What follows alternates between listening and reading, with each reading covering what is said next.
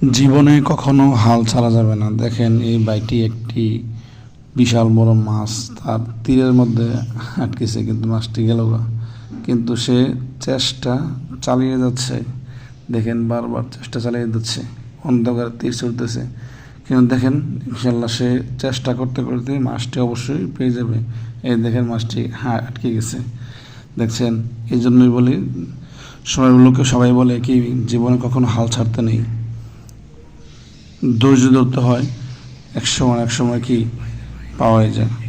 সেই জন্য বলি, দেখেন কত বড় এক মাছ আটকে ফেলেছে। দেখছেন, ধৈর্য ধরতে হয় জীবনের প্রত্যেকটা মুহূর্তে।